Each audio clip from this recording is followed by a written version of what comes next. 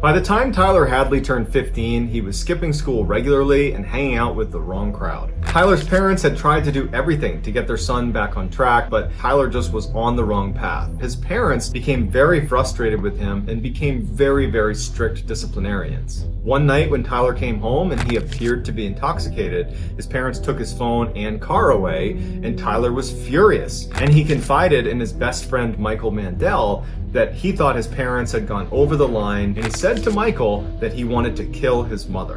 Now, Michael knew Tyler and had known him since he was a little kid, and he did not think twice about this claim, so he just kind of wrote it off. Not long after this incident, Tyler starts talking about this huge house party he's gonna have.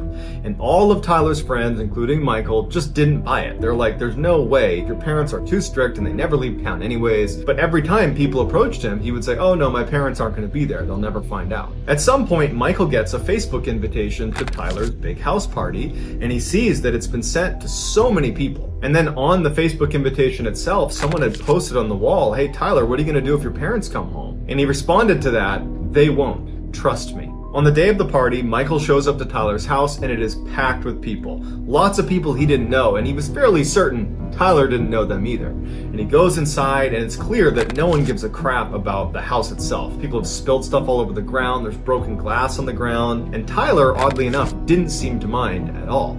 The only time Tyler became on edge was when he felt like the party was getting too loud, because the neighbors would call the police and he didn't want the police coming to the house. During this big party, Tyler pulls Mike and says, hey, I gotta tell you something, come outside with me. When they get outside, Tyler looks at Mike and just says, Mike, I killed my parents. Michael doesn't believe him, and Tyler said, go inside. I bet if you look around, you'll find blood in my house. So he goes inside and he starts looking around, and when he goes upstairs, he sees there's blood on a table right outside the master bedroom where Tyler's parents slept.